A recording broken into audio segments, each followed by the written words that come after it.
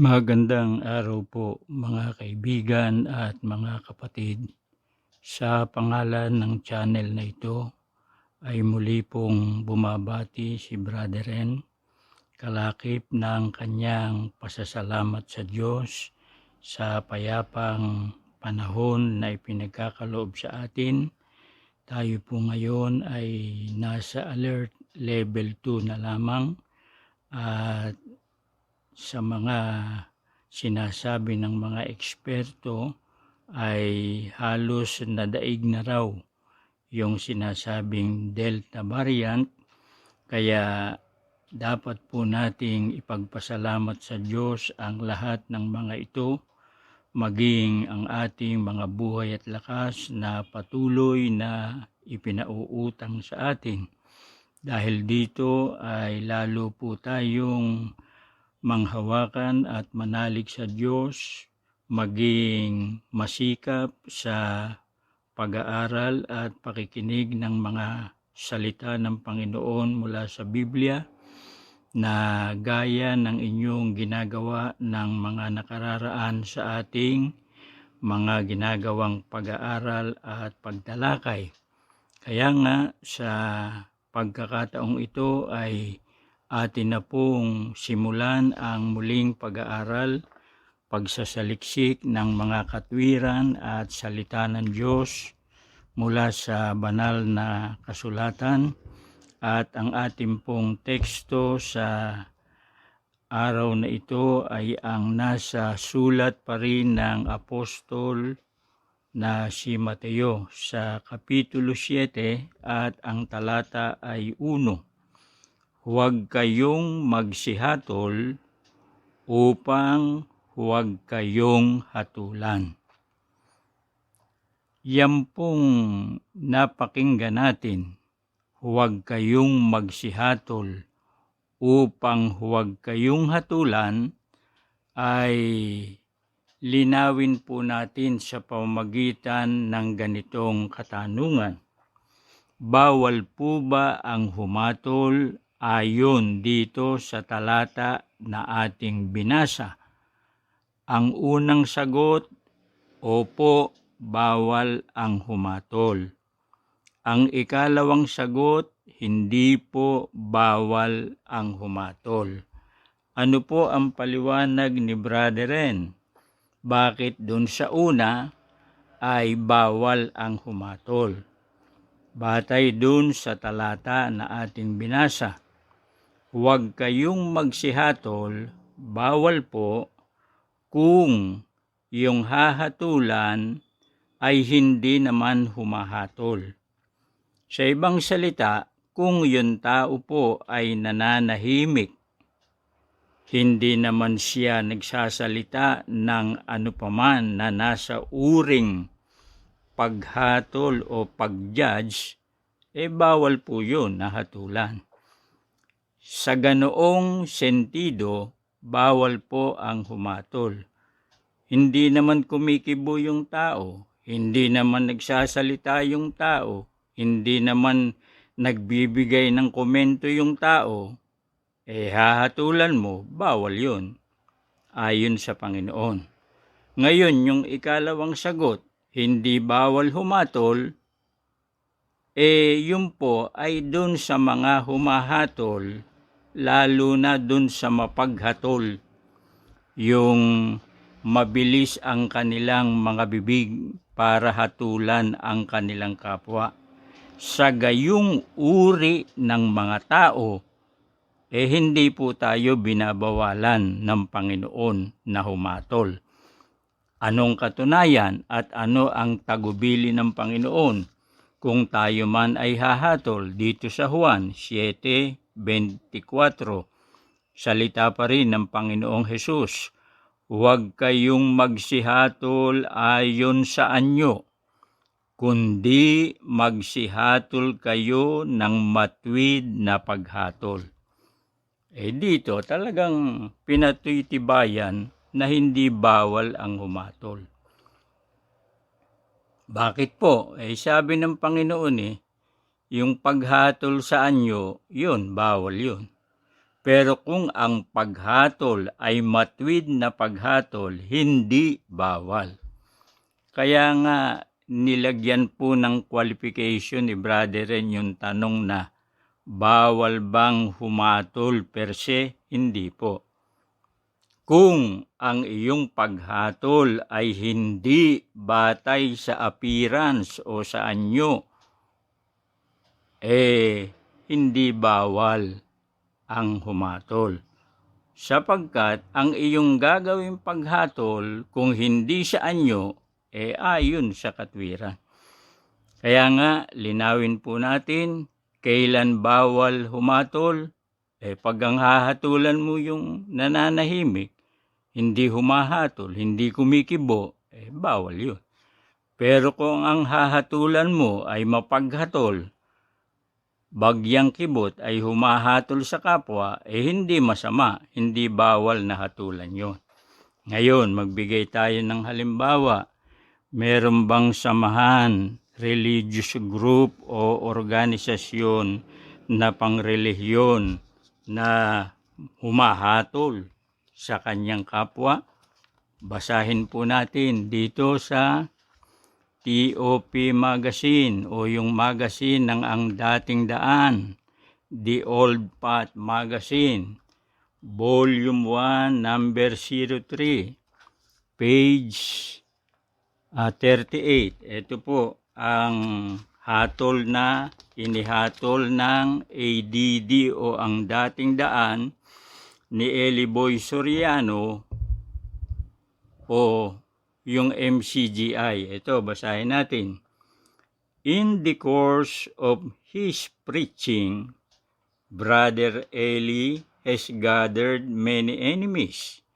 Firstly, for his exposure of deceptive teachings. Iliwat po natin sa Pilipino. Sa kanya ang wikang pangangaral, in the course of his preaching, marami ang wikang naging kaaway si Brother Eli.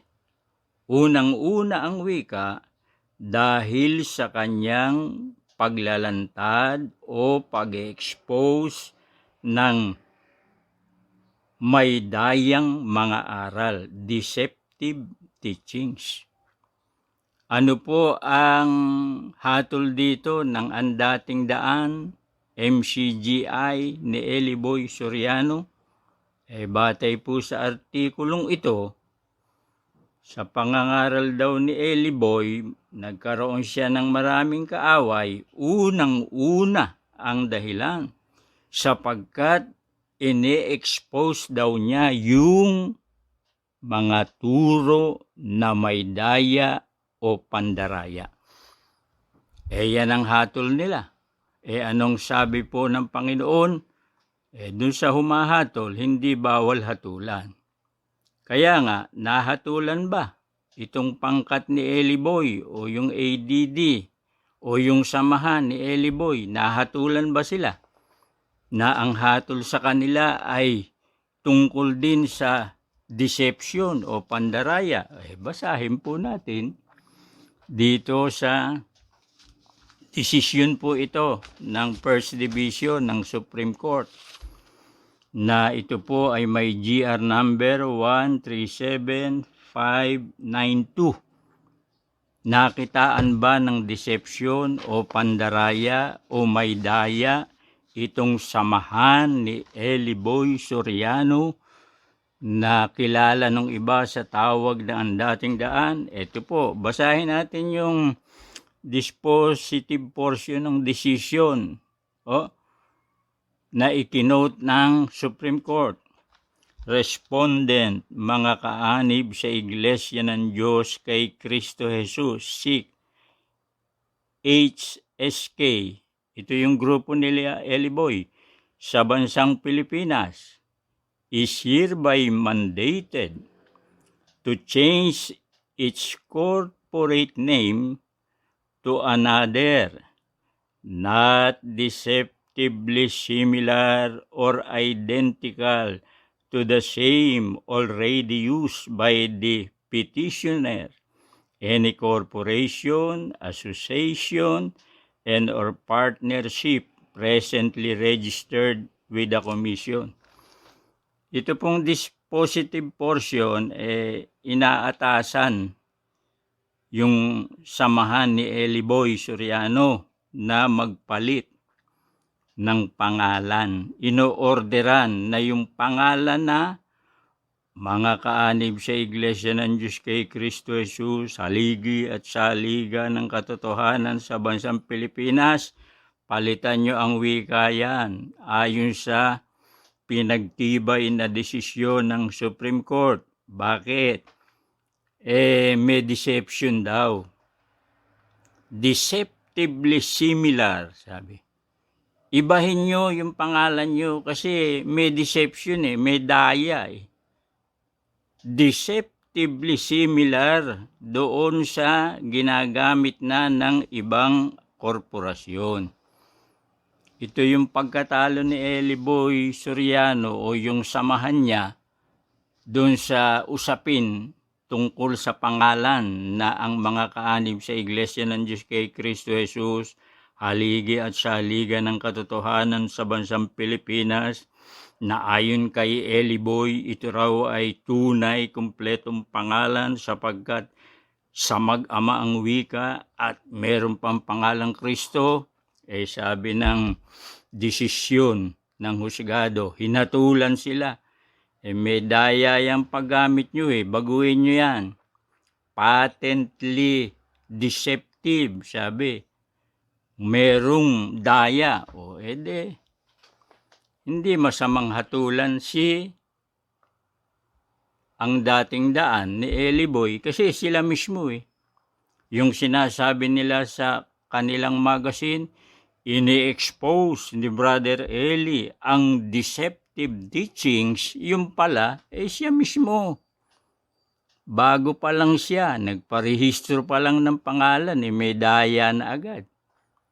Mga magulang at mga kaibigan, bawal bang hatulan yang pangkat o samahan o organisasyon ni Eliboy? Hindi po.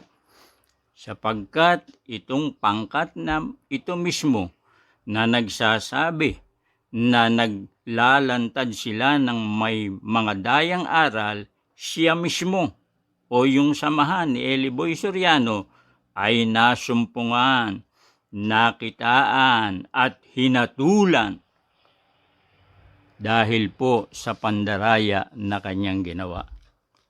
Malinaw po yan, Hindi tayo nagkakasala pag ito ay binasa lamang natin. Unang-una, hindi naman si brother rin ang humatol. Desisyon ito ng Securities and Exchange Commission na pinagtibay ng Supreme Court First Division noong December 12, 2001. Dahil nga po sa pandarayang nasumpungan sa paggamit ng pangalan. Kaya isa po yan sa halimbawa nung huwag kayong humatol upang huwag kayong hatulan. Maaring humatol kung ang iyong hahatulan ay yung humahatol at mapaghatol. Ano ang sabi ng samahan ni Eliboy? Ini-expose daw nila yung madayang aral. Ito palang samahan ni Eliboy Soriano ang unang nasumpungan ng pandaraya. Doon pa lamang sa pangalan. Ibig sabihin, nagsisimula pa lang itong samahan ni Eliboy. Gumamit na ng daya. Ikalawa, ito pa. Dito pa rin sa TOP Magazine, page 30. May hatol din dito, yung pangkat ni Eliboy. Basahin po natin. Ano naman ang hatol na ginawa dito? Tungkol daw sa mga hindi tunay na iglesia o palsipikado raw na iglesia, yung mga palso. Ito, sabi ng ADD Magazine, page 30. In summary, false churches have the following habits. Sa kabuuan, ang mga huwad o palsipikadong mga iglesia ay may mga sumusunod na gawi, likas, style o habits. Anong sabi? Number 1, adding to and subtracting from the Word of God. Nagdadagdag daw at nagbabawas sa mga salita ng Diyos.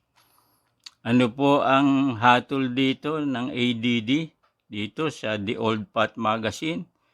Ang mga huwad o hindi tunay na mga iglesia, ang sabi ng ADD o ng TOP, The Old Path, ay merong style, gawi, habit na nagdadagdag o kaya naman ay nagbabawas sa mga salita ng Diyos. Ay hatol yan ng TOP Magazine, page 30, Volume 1, number 03. Para sa andating daan, pag ang isang iglesia ay nagdaragdag sa salita ng Diyos, palsipikado yan. Pag ang isang iglesia ay nagbabawas sa salita ng Diyos, palsipikado yan. Peke yan, Mga magulang at mga kaibigan. Sinong humatol niyan? ADD, TOP Magazine. Tanong, hindi ba nagdadagdag at nagbabawas ang ADD o ang The Old Path? Ito mismong samahang ito, nagdagdag, nagbawas Inaamin ba ng ADD o ng Andating Daan o yung samahan ni Eli Boy Soriano na nagdagdag sila? Basahin natin. Ito rin yung desisyon na binasa ko kanina. Ito po, anong sabi at pag-amin ng pangkat ni Eli Boy? Ito, petitioner, si Eli Boy at ang kanyang mga kasama. Petitioner claims that it complied with the aforementioned SEC guideline by adding not only 2 but 8 words to their registered name, to wit, ang mga kaanib and sa bansang Pilipinas, Inc., which petitioner argues effectively distinguish it from respondent corporation. Ano po ang nasa court record ng GR number 137592? Inamin, admitted ng petitioner sa Makatwid Bagay si Eli Boy at ang kanyang mga kasama. Sumunod ang wika sila doon sa guideline ng Securities and Exchange Commission. Sa papaanong paraan, nagdagdag ang wika si petitioner Eli Boy hindi lamang ng 2, kundi 8 mga salita. Nagdagdag pala ng 8. To wit, gaya ng ang mga kaanib sa bansang Pilipinas. Yan. Aminado na nagdagdag po. Ano ang dinagdagan nila? Yung kanilang pangalan. Ano ang sabi nila? Yun daw pangalan ng kanilang samahan ay yun ang pangalan na sinasabi ng Biblia. Yun ang opisyal na pangalan. Merong mag-ama at merong Kristo. Dinagdagan nila. Sumang-ayon ba yung hukuman na talagang nagdagdag nga sila? Sumang-ayon po. Ito kasi ang sabi, tuloy natin ang pagbasa. The additional words, mga dagdag na salita. Ang sabi ni petitioner, sumunod naman kami Nagdagdag kami, hindi lamang 2, kundi 8 na mga salita. Samantalang ang sabi doon sa kanyang magazine, pag nagdagdag, palsipikado. Palsipikado itong samahan ni Eli Boy. Kasi nagdagdag 8 pa ang dinagdag, hindi lamang 2. Anong katunayan? The additional words ang mga kaanib and sa bansang Pilipinas in petitioner's name as correctly observed by the SEC merely descriptive of, and also referring to the members or kaanib of respondent. Ang tanong, talaga bang nagdagdag yung pangkat ni Eli Boy doon sa supposedly ay mga salita ng Diyos ayon sa kanila?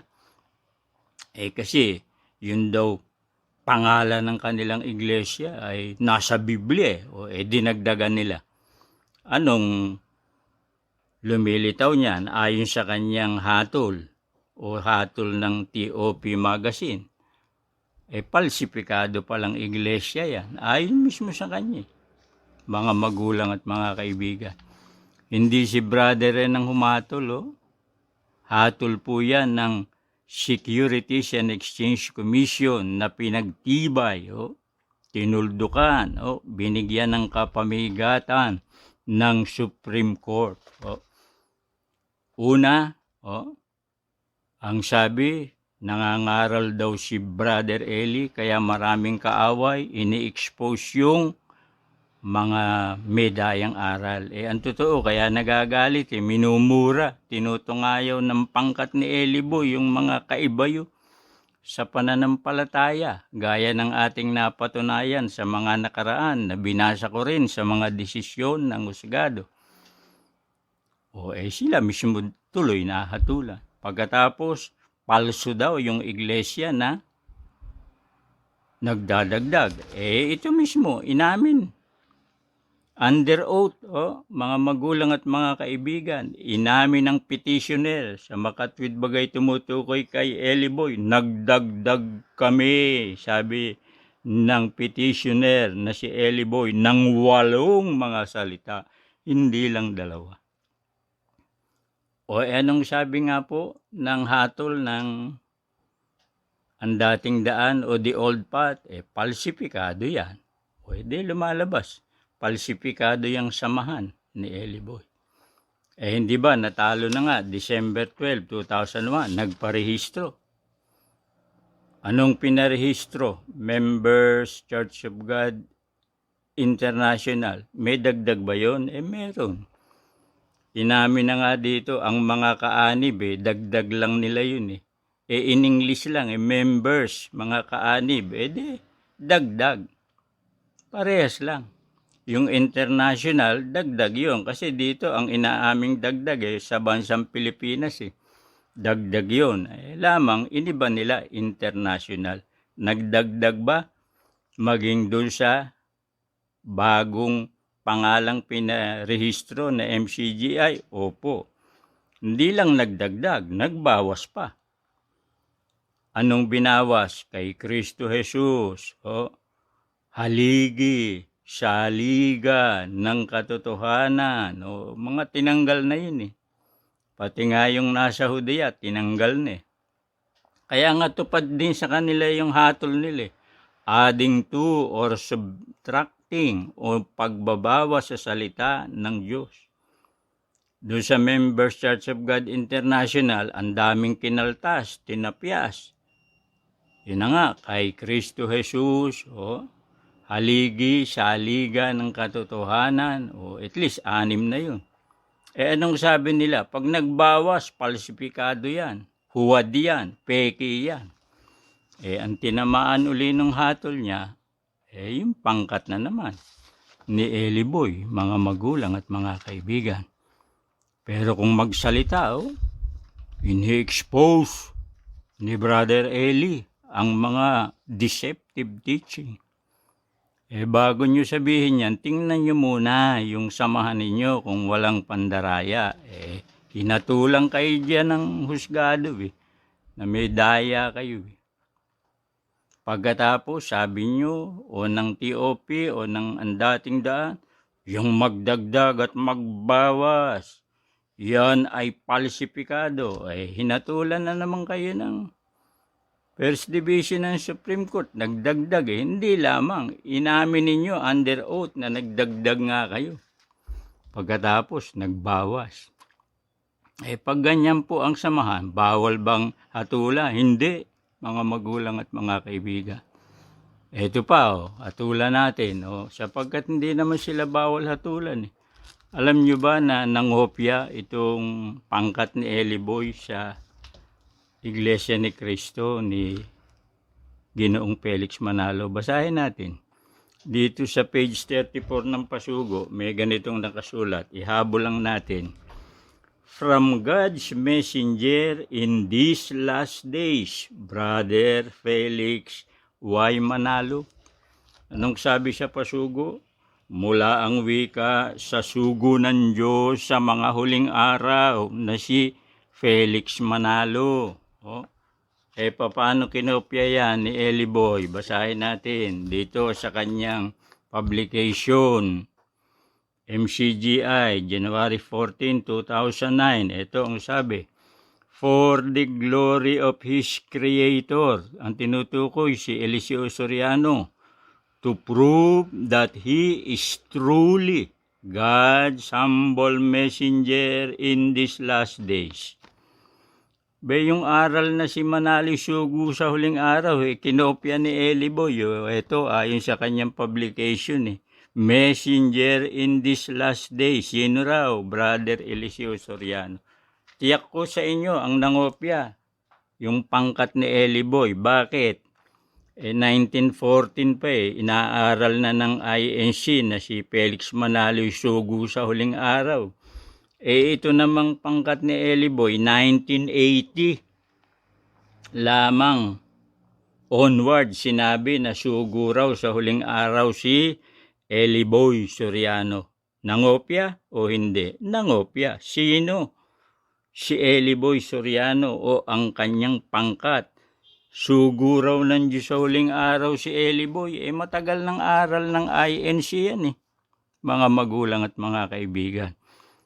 Masama bang humatol? Hindi po. Basahin nyo. Unang Korinto 10:15. Hatulan nyo ang sinasabi ko, sabi ni Pablo. Hanggang dito po muna. Salamat po sa inyong pagsubaybay.